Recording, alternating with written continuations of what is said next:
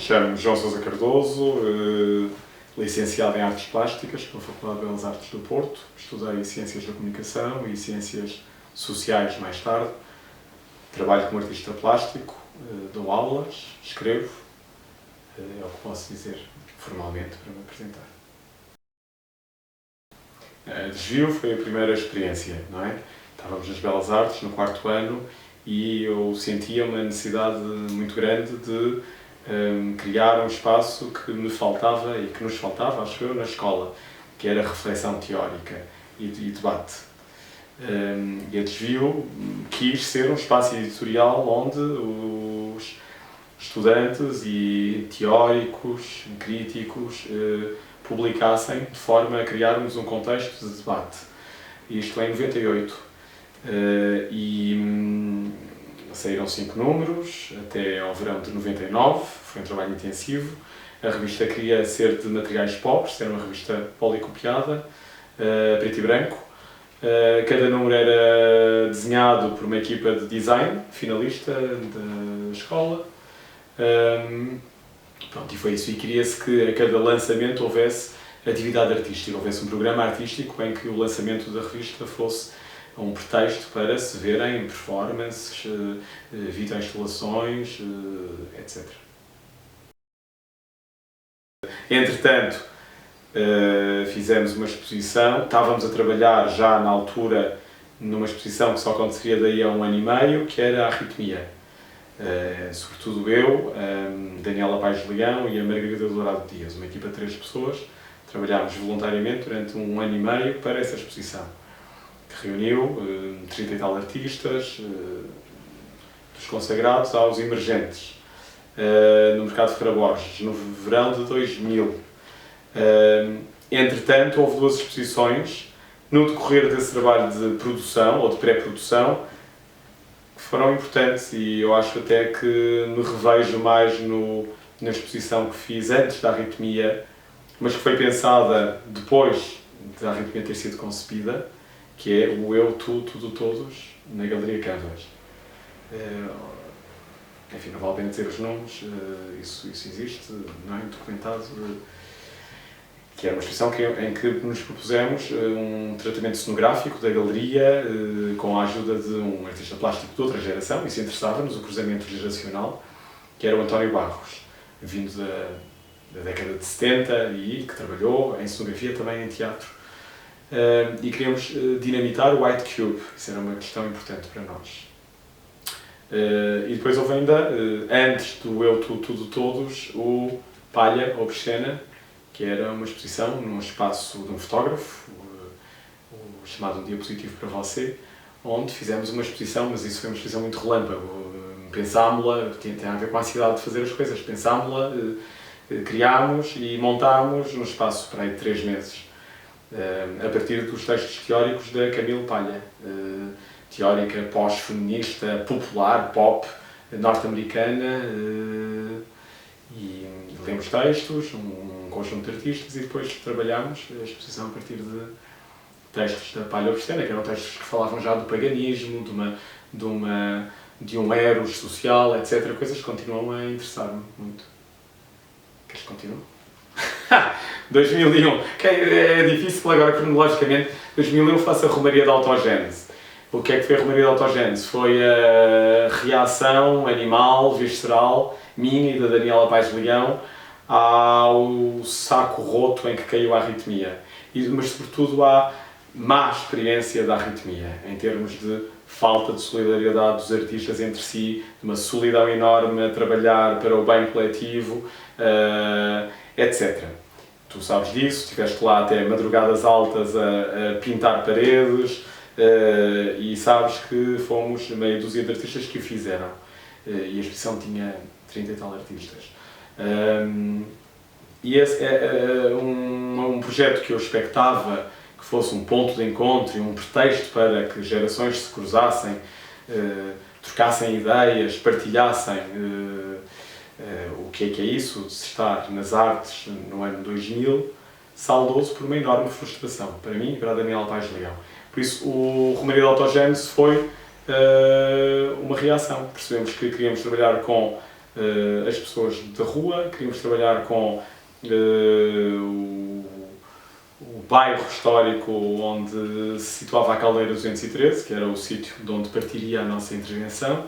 Aliás, a ideia original era ser uma exposição na Caldeira, só num momento avançado é que se chegou a ideia de um percurso, uma romaria, e foi a nossa reação ao status quo das artes plásticas e da instituição artística e da sua vaidade e foi um trabalho que nos transformou profundamente. Trabalhámos com o bairro, rapidamente chegámos a um rancho que ensaiava todas as semanas no bairro, começámos a frequentar o rancho e a Romaria de Autogênese foi uma espécie de educação sentimental ou de refundação dos nossos próprios seres com a ajuda desse grupo, onde percebemos o que é que pode ser a criação anónima, a criação coletiva, a criação voluntária, a criação ou o gosto da criação e da recriação que se transmite de geração em geração, tudo que hoje em dia volta a estar na ordem do dia, ou volta a estar na ordem do dia depois de um grande estigma, não é? Que é a cultura popular. Continuo, 2002, queremos continuar a trabalhar com pessoas comuns e com experiências da ordem popular, isto é, naturalmente com uma classe sociocultural que não é nossa, nem de origem nem de vivência. Queremos trabalhar de uma memória, que é a Vilarinho da Furna. Tínhamos lido o Jorge Dias, a antropologia interessava-nos, a Helena Monteiro tinha sido uma professora fundamental nos nossos percursos, e a antropologia abria-nos um campo que respondia aos impasses e às ideias cristalizadas e a um modus operandi que para nós era já esgotado, que era o da arte contemporânea. E a antropologia, o trabalhar no terreno, o trabalhar no tempo, o trabalhar com pessoas, estudar modos de organização social, de auto-organização, etc., interessava-nos. E ir às franjas da sociedade. Tínhamos lido Jorge Dias, o Vilarinho das Furnas. Jorge Dias tinha feito isso no contexto esse trabalho no terreno, no contexto da ditadura. Queríamos, no contexto da democracia, regressar à memória de Vilarinho da Furna. Entretanto, na Aldeia da Luz, preparava-se o desmantelamento da aldeia, com a barragem do Alqueva. Iniciámos esse trabalho de terreno nas duas aldeias, uma já pulverizada, mas que se encontrava uma vez por ano, e a Aldeia da Luz em processo de desmantelamento. Daí resulta, passados 3 anos, o livro do movimento, que teve vários pontos de situação que fomos fazendo, públicos, como uma apresentação, o livro da ação em Roterdão, o livro negativo no Jardim Botânico do Porto, e depois o trabalho final na Aldeia da Luz e na aldeia de Vilarinho da Furna. A projeção de um vídeo feito propositadamente para cada população e a publicação, que é um livro experimental que recupera a ideia do livro 100 páginas, sem ordem pré-estabelecida do Mallarmé. Pronto, esses vídeos nunca foram mostrados no Porto, foi um trabalho que terminou em Vilarinho de Furna e na Luz. 2003 eu fui para Jerusalém, fiz um trabalho que acho que é importante, que é o cinema mudo com um bairro negro dentro da velha Jerusalém, dentro da cidade muçulmana, que apresentei no Porto no espaço Um Pêssego para a Semana.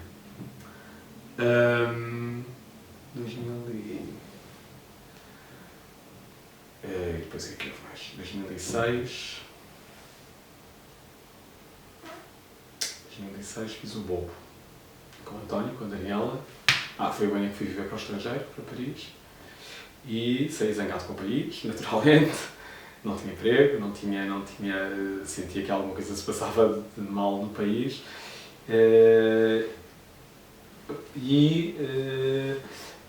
Fui para Paris e em Paris quis fazer...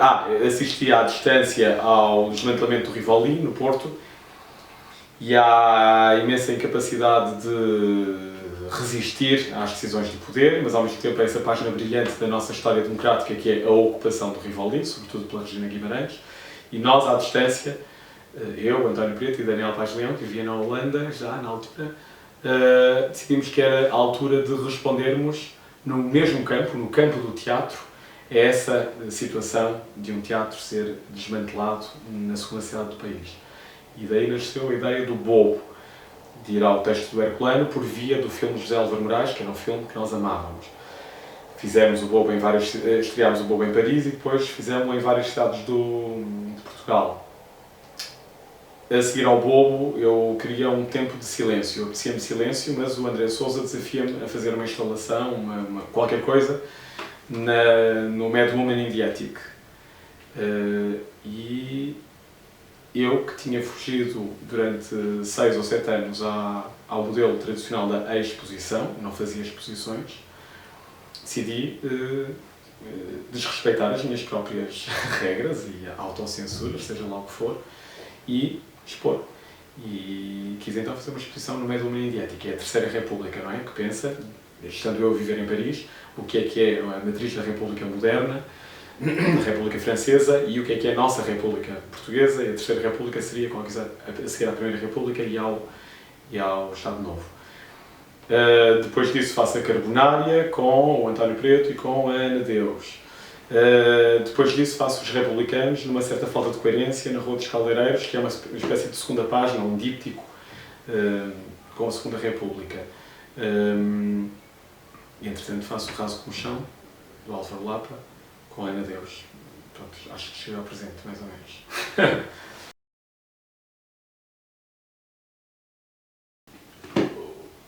Eu tenho dificuldade em me rever numa personagem social. Não me revejo na figura de professor, como não me revejo na figura de artista plástico.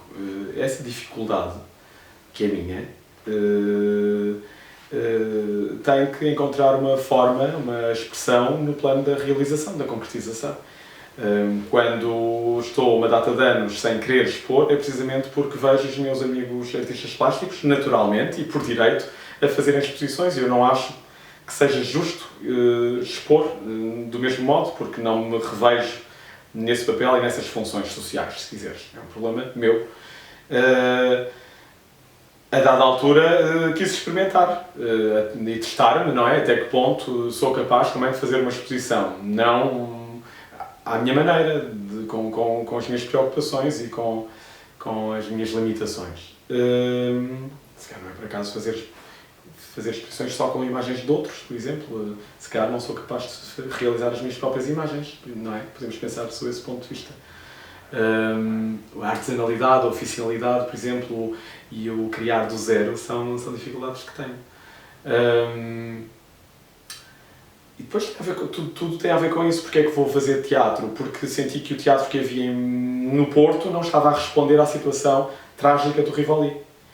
Tu tens outros países onde se faz teatro de urgência. Rebenta a guerra do Iraque, faz-se imediatamente, passado 3 dias, um texto original sobre a guerra do Iraque. O teatro existe para responder ao seu tempo. A quente. Isso não aconteceu na situação de Rivoli. E eu, a Daniela Paes de Leão e o António Preto tivemos a ousadia de dizer: vamos fazer o teatro que nos falta. Tudo vai passando por aí, vamos fazer o que nos falta. Vamos fazendo o que nos falta.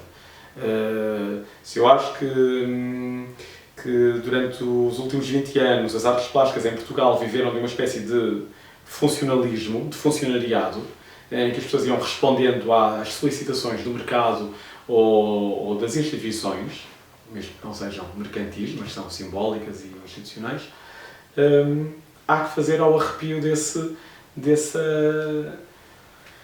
estado natural das coisas.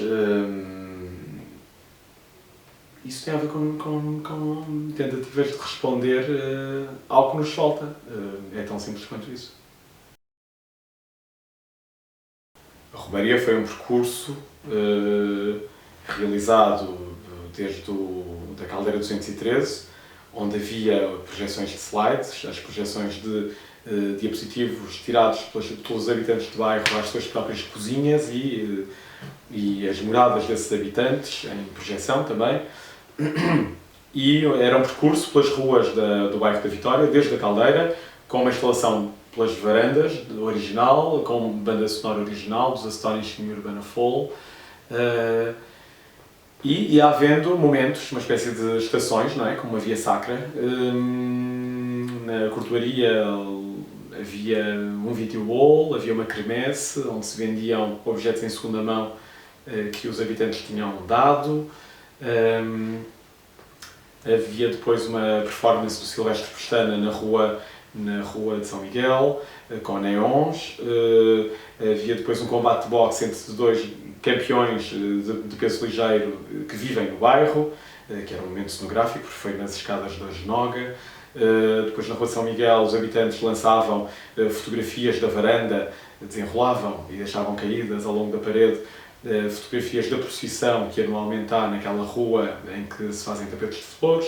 Depois desembocava-se no Largo das Taipas, onde havia uma mesa de 4 metros por 4, de 10 metros por 10, coberta com uma toalha bordada pelos frequentadores do centro de dia da Vitória, e onde se servia rancho. As pessoas jantavam rancho, íamos ouvindo o texto da Última Ceia lido pela Regina Guimarães, e depois de jantarmos rancho, ao fim de 1 hora, isto foi um percurso que se arrastou durante 5 horas, para aí, desde o cair do sol até à meia-noite. Uma vez acabado o jantar, arrancava-se a toalha da mesa e o que tinha sido até aí uma mesa de apoio ao jantar tornava-se um palco, aparecia o rancho, subia, atuava, e depois ainda havia um segundo video hall mais abaixo na rua, que era o términus da Romaria. Pronto, isto foi como imaginam, foi um avolumar de gente. Começamos com poucas pessoas, 2 dezenas de pessoas na rua dos Caldeireiros, e pouco e pouco, com a música, etc., com a animação, depois com a comida e com a bebida, naturalmente, chegou-se a uma grande festa popular, onde se ouvia as pessoas dizerem come filho, que não sabes se comes amanhã, etc. Não é? Outras coisas que não ouvirias numa galeria White Cube, se é mesmo serviços de rancho. Por isso, foi isso, a Romaria tentou ser uma resposta ao conformismo, às rotinas das artes plásticas na nossa cidade. É tudo.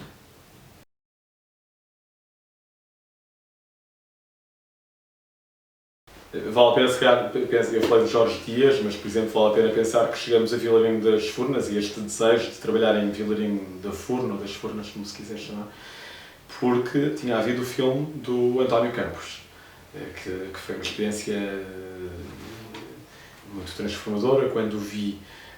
E depois as neovanguardas tinham tomado o Vilarinho da Furna como um caso a explorar-se esteticamente. Não é? O Ernesto Sousa faz o Requiem por Vilarinho das Furnas, em 80 já, o grupo IF fotografou, e o José Barrias fez um trabalho sobre Vilarinho das Furnas. Por isso era repescar também uma questão, uma situação que vinha, uma história que vinha do novo cinema português, mas também das neovanguardas. Por isso nós queríamos inscrever nessa linha. Se calhar vale a pena dizer que em 2000, quando estamos a trabalhar na Arritmia e sobretudo no Eu, Tu, Tudo, Todos, eu e a Daniela temos a sorte, a fortuna de nos cruzarmos com alguns dos protagonistas esquecidos, ou relativamente esquecidos à época, da geração de 70. Pessoas que tinham trabalhado com o Ernesto Sousa, naturalmente, e nós percebemos que tinha havido um voltar de página da história, nos anos 80 e 90, de alguma forma percebemos isso nas conversas, no ressentimento em relação aos críticos dos anos 80 e 90, que simplesmente os ignoraram e os silenciaram de alguma forma. Claro que nós deixamos silenciar também, enfim, não há aqui vítimas e carrascos, mas houve uma mudança de paradigma e houve uma geração que, ao cruzar-se connosco, tinha disponibilidade para falar connosco, para trocar experiências, nos via como iguais, éramos irmãos artistas, independentemente de termos 20 anos e eles 50 ou 60, e imediatamente nós reconhecemos-nos neles e eles reconheceram-se em nós. E isso é importante para falar de Vilarinho das Furnas, por exemplo.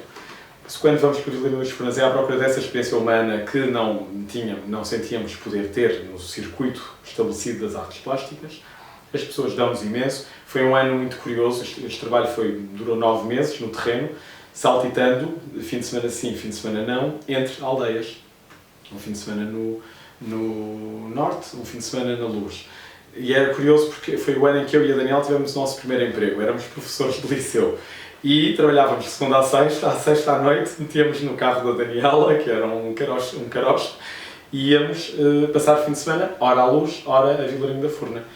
Isto com a energia que se tem aos 22 anos e com a novidade de se estar a fazer, a criar o mundo pela primeira vez, não é? Temos esse sonho. E foi isso, as pessoas receberam-nos muito bem em Vilarinho da Furna. É já ao fim de 2 meses para aí de estarmos em Vilarinho da Furna que decidimos fazer o trabalho também na Luz. Vamos à Luz, onde somos muito bem recebidos de forma diferente, porque é uma aldeia que está a ser visitada por centenas de turistas.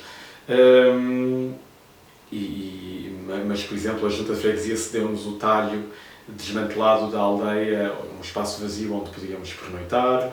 Houve ajudas muito, muito simpáticas, no meio do Alentejo, no meio do nada. Teríamos que dormir no carro, não tínhamos dinheiro para ir para pensões, e a pensão mais próxima que havia era a 15 ou 20 km. Por isso, foi uma troca humana. Os antigos habitantes de Vilarinho das Furnas sempre nos receberam em Braga, em cabeceiras de basto. Andámos a calcorrear imensas terras onde viviam atualmente os antigos habitantes. As pessoas sempre nos receberam muitíssimo bem. É essa criação de situações que não seriam naturais e que proporcionam encontros que eu senti no último dia em que concluí a longa jornada de 3 meses da presença do Rancho Touro Litoral, com quem tinha trabalhado na Romaria da Autogénese, no último dia da longa jornada da presença do rancho no Museu de Serralves com as Fúrias. Foi o sentimento grato de conseguir proporcionar um encontro entre mim e o rancho noutro sítio, entre o rancho e outras pessoas naquele sítio, que de outra forma não teria acontecido. É isso.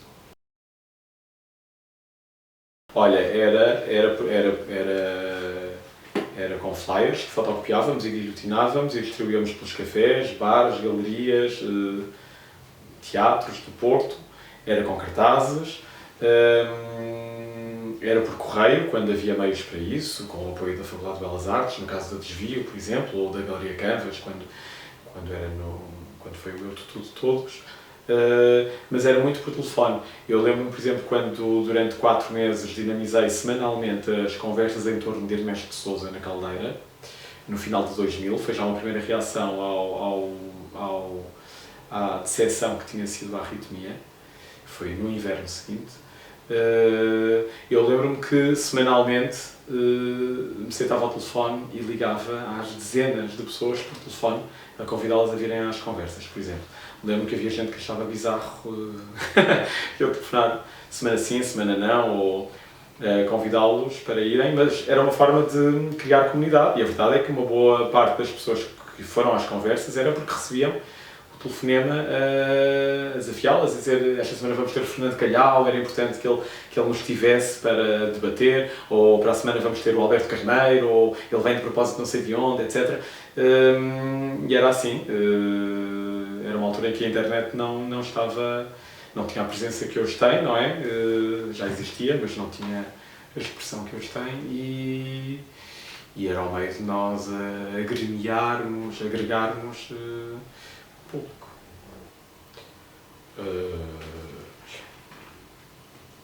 Houve notícias constantemente sobre o que íamos fazendo. Acho que aí a secção cultural do Jornal Público, por exemplo, menos do Expresso, foram muito importantes ao longo destes anos. Seja na secção nacional, seja na secção local, havia jornalistas culturais no Público do Porto que nos ajudavam a ter alguma visibilidade em termos de notícia. Ecocrítico, quase nenhum. Lembro-me de, na altura da exposição da Canvas, o Oscar Faria ter escrito que era uma exposição singular e que eu era um dos mais ativos artistas a operar no Porto, que na altura me deixou muito vaidoso, mas lembro-me do Oscar Faria ser referido em 2004 a um filme que eu fiz no... Paramos? Não. Lembro-me de em 2004 o Oscar Faria ser referido a um filme que eu fiz sobre percursos que organizei com o Núcleo de Experimentação Coreográfica, um filme chamado A Cidade em Negativo. Aí houve um ecocrítico breve do Oscar Faria, falando de um vídeo que retraçaria psicogeografias no Porto. E depois, sim, beneficiei de um eco crítico do Oscar Faria, já na secção crítica do público, quando fiz a Terceira República e os Republicanos. Além disto, o eco crítico foi nulo. Eu lembro-me de, na Romaria da Autogénese, a notícia sobre a Romaria da Autogénese, no dia em que a fizemos, na edição do público, ter saído na secção de sociedade, ou na secção de... Achámos cómico, porque não saiu na secção artística, saiu na secção como se fôssemos animadores de rua, ou se fosse um serviço de animação sociocultural.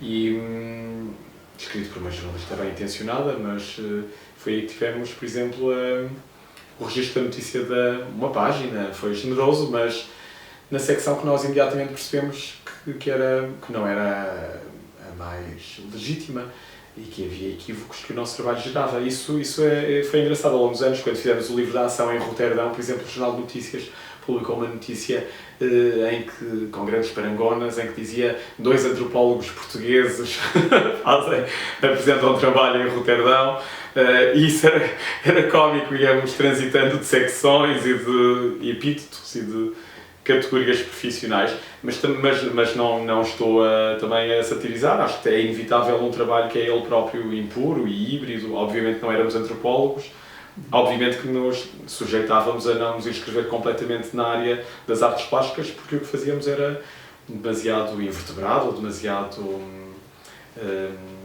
indisciplinado para aí caber automaticamente. E é tudo, é crítico nenhum. Lembro-me do Miguel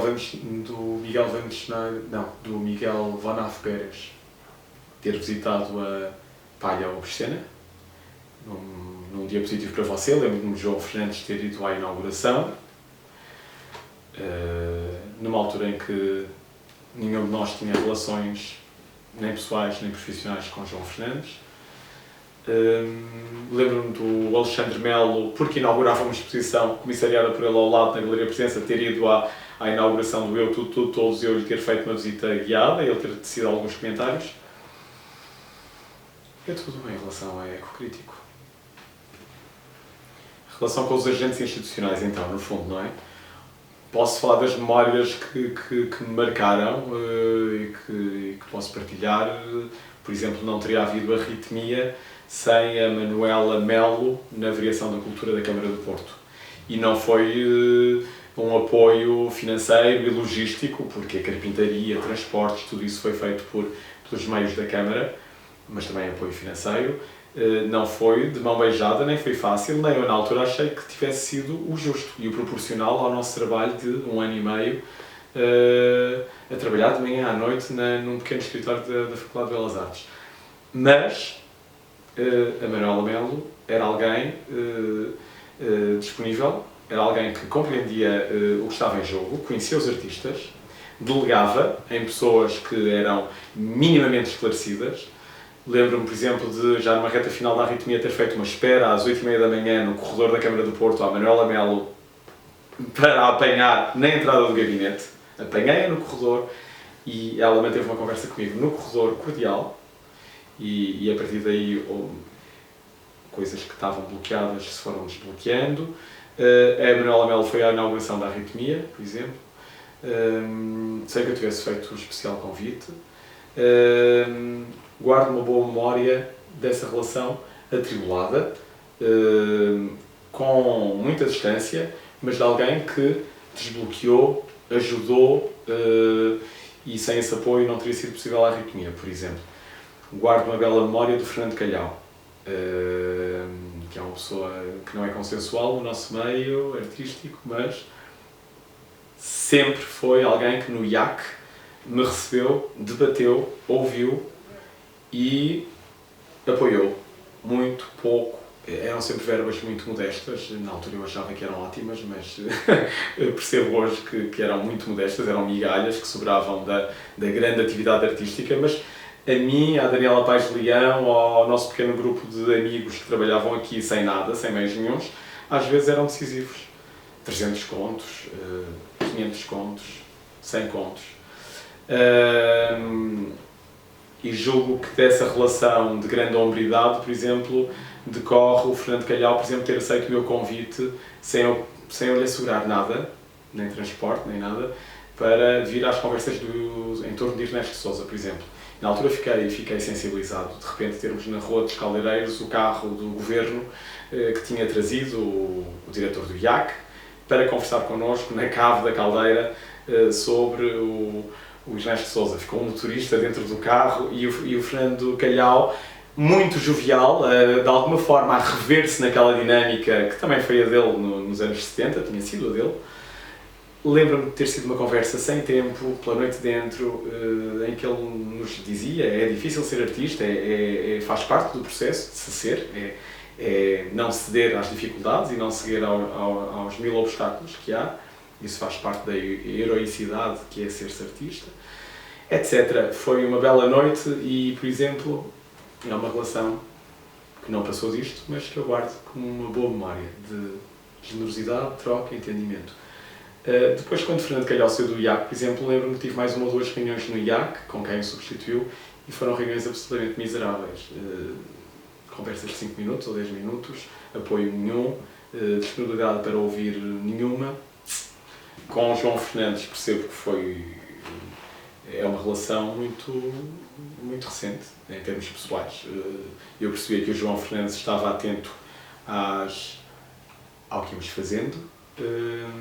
O João Fernandes foi à inauguração da Palha Obscena, por exemplo, e ficou a conversar connosco. Isso foi simpático, numa altura em que o diretor do Museu de Serralves o subdiretor na altura do Museu de Serralves era alguém que para nós tinha um lugar longínquo. Mas o João Fernandes foi muito importante na Arritmia, por exemplo, e acho que vou-te contar este episódio porque é importante e diz da estatura de uma pessoa. O João Fernandes tinha sido o comissário da representação portuguesa na Bienal de São Paulo, onde convidou o Francisco Tropa e a Lourdes Castro a criarem aquilo que foi depois a mesa, não é? Eu tinha convidado a Lourdes Castro para a Arritmia. A Lourdes Castro tinha-me proposto por correio, sempre numa postura muito artesanal que é a da Lourdes Castro, tinha-me enviado fotografias, etc., e riscado e feito comentários sobre os possíveis trabalhos a expor-nos na Arritmia dela. E um deles era a mesa, com o Francisco Tropa. E nós optámos pela mesa. A Lourdes Castro estava na Madeira, quando foi a altura da montagem da mesa, veio o Francisco Tropa montá-la. O Francisco Tropa chegou ao espaço, isto para aí no dia anterior à inauguração, ou 2 dias antes, foi no limite, e a sala que nós tínhamos construído, com grande dificuldade, com os carpinteiros da Câmara, etc., era uma sala que ficava com uma margem à volta para o público circular, reduzida de meio metro, 80 centímetros, e a mesa estava lá, embalada, tinha vindo pelo banco privado, acho que pertencia à coleção do banco privado, não sei atualmente a quem pertence, e o Francisco Tropa ficou num impasse porque achava que o espaço não era suficiente para se montar a mesa. A mesa estava lá, embalada, o artista estava bloqueado, dizia que não era possível naquele espaço, propôs-me ser preferível vedar-se o espaço e não haver aquele trabalho na exposição. Eu achei, depois de um ano e meio de trabalho, imaginam que achei que era impensável isso, não cedi. Ele também não cedia, estava no seu direito. Eu gosto muito de Francisco Tropa e tenho muito carinho por ele atualmente, e na altura também tinha, mas não me agradou naturalmente o rigor com que ele estava a levar a situação. Conclusão, decidimos telefonar, já que a Lourdes Castro estava à distância e não podia avaliar a situação, telefonámos ao comissário, que tinha sido responsável pela criação da mesa, e o João, nessa mesma noite, veio ao Mercado de Ferreira Borges, eram para aí 11h30 da noite, viu o espaço e disse ao Francisco Tropa que achava que o espaço era suficiente, que não prejudicava em nada a leitura do objeto, etc., e que era de se montar. E foi muito firme e encorajou o Francisco Tropa a avançar. E num comentário pessoal, eu fui buscar ferramentas, porque nós andávamos entre pintar paredes e ir buscar ferramentas para montar coisas de carpintaria, etc.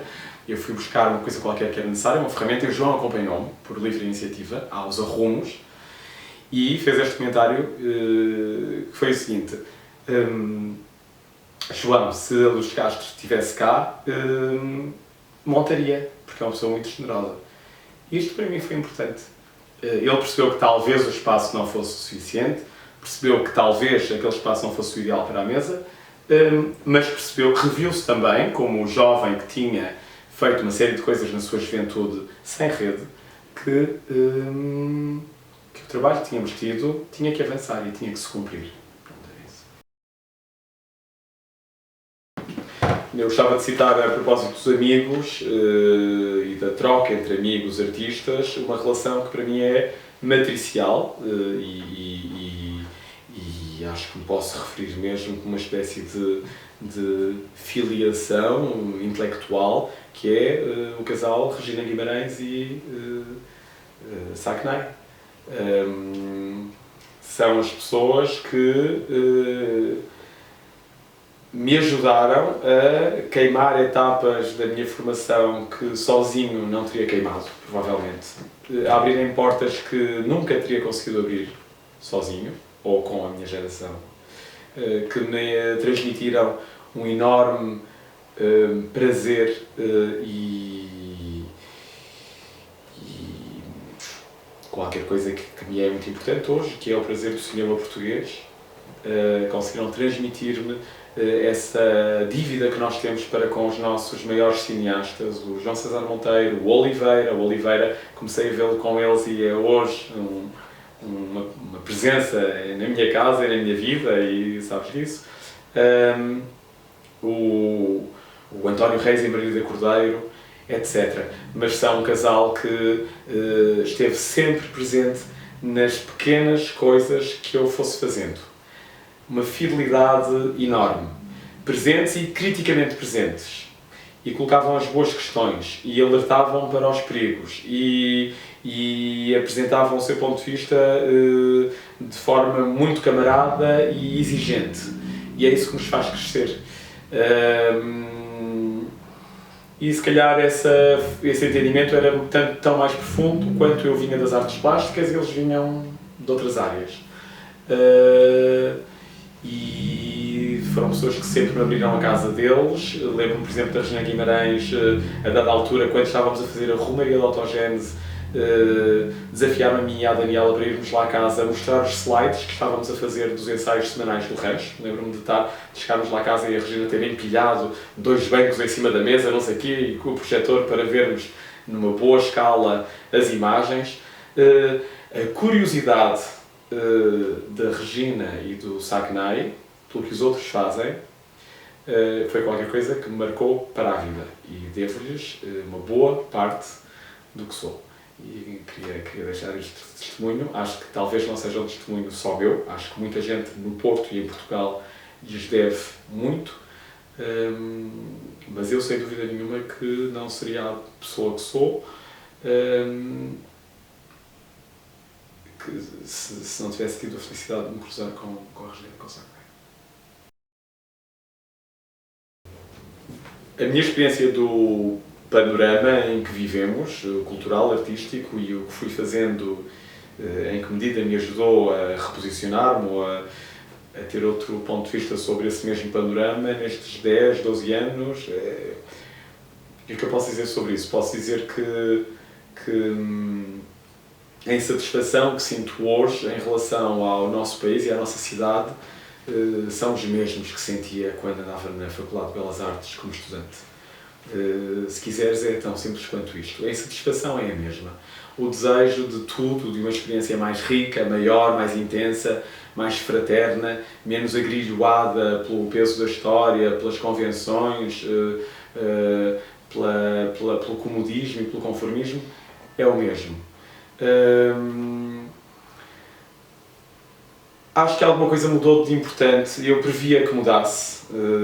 Eu pressentia de alguma forma na ignorância dos nossos 20 anos, mas também se calhar na clarividência da nossa juventude, que o novo riquismo, o carreirismo desenfreado, chavões como a internacionalização ou mesmo o apoio sem fim e crescente do Estado às artes, que era uma coisa que relativamente à qual se devia ser prudente, sou pena de abdicarmos da nossa autonomia, e que não poderia durar muito. Eu acho que compreendi isso cedo. E, por exemplo, há 11 anos, olha, ontem respondi a um e-mail dizendo não peçam isso porque há 10 anos que eu não concorro a nada da Direção-Geral das Artes, não tenho tempo nem disposição para me dedicar a essas burocracias. E isto quer dizer o que é com isto? Quer dizer que pressenti desde cedo que era entre artistas, era com os pés no chão, a fazer, e não no plano das idealizações ou da teoria ou dos grandes programas e projetos que se avança. E por isso o realizar é fundamental, realizar a curto prazo, dar conta, procurar construir reflexos do que vivemos agora e propor horizontes, não é? Mobilizadores. Não, uma coisa que durante algum tempo sempre repudiei na produção artística contemporânea era a denúncia, o espírito de denúncia, de paródia, de apontar o dedo aos poderes, etc., como se isso bastasse para ser político. Claro que não. Ser político é estar na polis, é propor uma ideia de cidade, etc. É precisa muito mais contenção e disponibilidade para se ser político do que a crítica, ou do que o sarcasmo, ou do que a denúncia. E por isso é isso que continuo a tentar fazer nas aulas, nas intervenções que se aproximam de um território artístico ou nos textos que escrevo.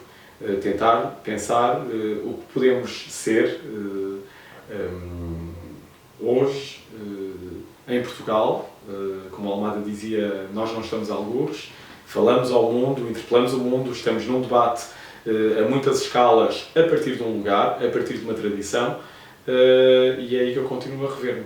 Mas a insatisfação, a minha auto-insatisfação, a insatisfação comigo próprio e com o que me rodeia é a mesma hoje que desde que comecei a fazer coisas. Com os galeristas a minha relação foi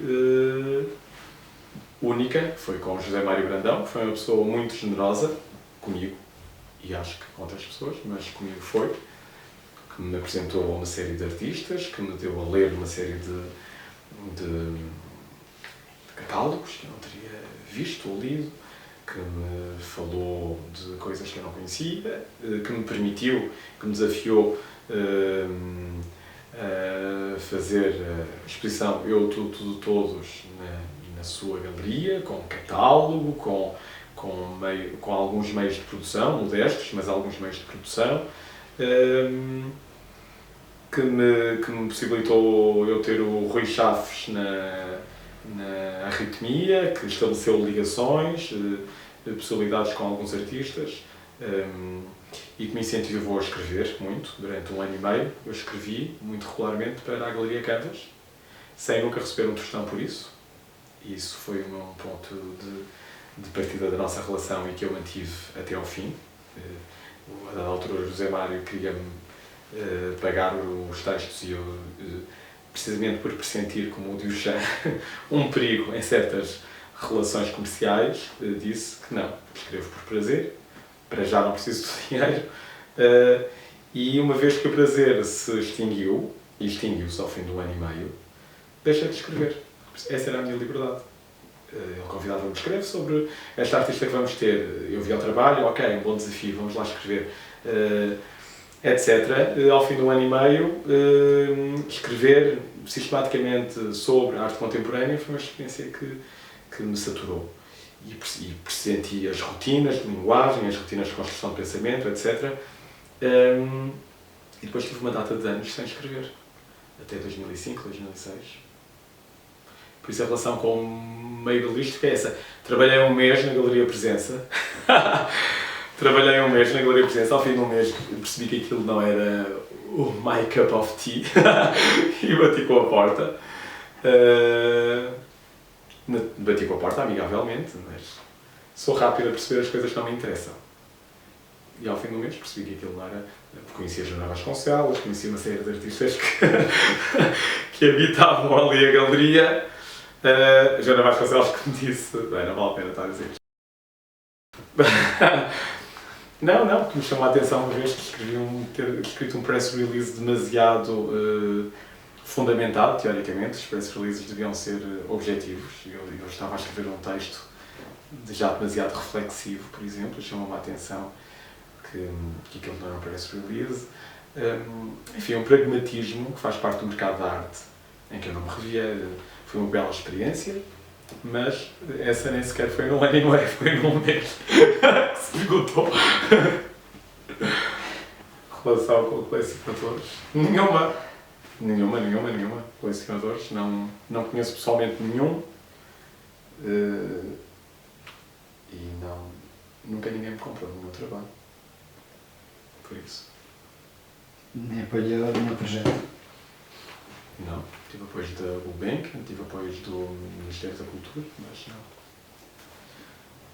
A relação com os amigos, os artistas, é fundamental. E eu acho que hoje, num período em que redescobrimos a precariedade económica, não é? Coletivamente, o país, percebemos que é esse o fundamento de tudo, não é? De quem anda a tentar criar modos, espaços, formas, outras.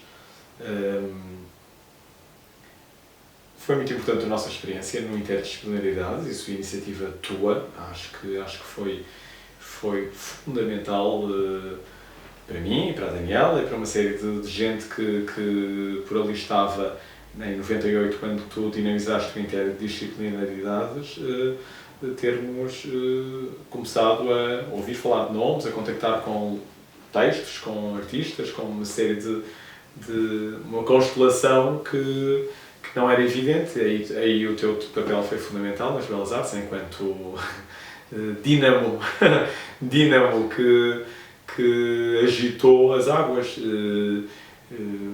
Sabes disso? A desvio não existiria se não tivesse havido interdisciplinaridades, nem a arritmia é uma consequência natural disso. E é uma relação que mantemos, de respeito mútuo e de interesse mútuo e de camaradagem e de grande fidelidade, como mantenho com a Daniela, Pais de Leão, como mantenho com o André Sousa, por exemplo, que é um amigo artista com quem viajo, com quem troco e-mails de enorme intensidade, porque percebo que, tendo caminhos diversos, percebemos muito bem o que um e outro andam a tentar fazer. Por exemplo, são situações que me deixam muito grato em relação à vida. Mas a geração dos anos 70, se quisermos falar de gerações, isto também vale o que vale, isso não existe, obviamente, não é? O Silvestre Pestana está aqui, está connosco, é tão jovem ou mais do que nós. Silvestre Pestana foi um encontro fundamental, lembro-me do primeiro encontro que tivemos, foram 4 horas e tal de conversa no café na praça, quando ainda existia, com ele a levantar-se de vez em quando a mostrar-nos as posições das espadas e os códigos que usava nas performances com neons. E isto eu acho que é fundamental, nós reconhecemos-nos nos outros, não é? Uma pessoa como a Silvestre reconhece-se nos jovens artistas com determinados desejos, ou determinado desejo, como eu imediatamente me reconheci nele, percebi que era um jovem, que era alguém inconformado, que era alguém que tinha tido um percurso de vida que conhecia as raias da razão e as raias e que conhece um avesso da realidade.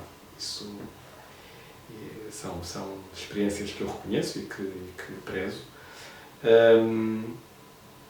Com o António Barros foi muito importante também, por exemplo, foi alguém que fez a cenografia para o Eu, Tu, Tudo, Todos, vindo de Coimbra de propósito, reunir-se com os artistas um por um para compreender bem o trabalho que cada um ia fazer, trazia croquis com as suas propostas e fez questão de ele, um por um, comigo, que era o comissário, debater a sua pequena cenografia para cada intervenção do artista, por exemplo.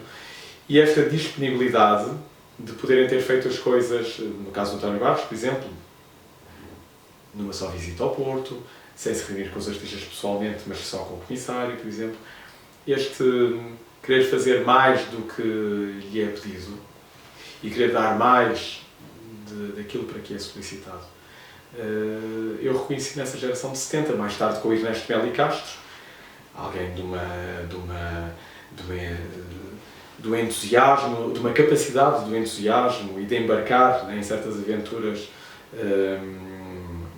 que salta à vista e que imediatamente nos aproxima dessas pessoas, alguém que foi esquecido durante demasiado tempo e continua, senão não estava ainda hoje a viver no Brasil, estaria com certeza cá em Portugal. Por isso, eu cada vez acho mais, e reconheço isso nos meus alunos, em certos alunos, que a idade tem pouco a ver com esta experiência humana que é reconhecermos-nos nos outros e reconhecermos-nos como parte de uma mesma constelação, se quiseres. Eu não gosto de falar em família porque há a pirâmide patriarcal, mas há uma fraternidade em que nos reconhecemos. E é a mesma fraternidade com que nos reconhecemos nos mortos. Percebemos que o Almada, o Amadeu, etc., andaram a procurar, é o que nós hoje continuamos a procurar, por isso naturalmente dialogamos com eles. Quando eu faço ou quero fazer o Porque Morreu Ianes, que depois dá origem à Carbonária, com o António e com a Ana, é dialogar com um professor que me marcou para a vida e que só ao longo do tempo eu fui compreendendo isso, que é o Álvaro Lapa.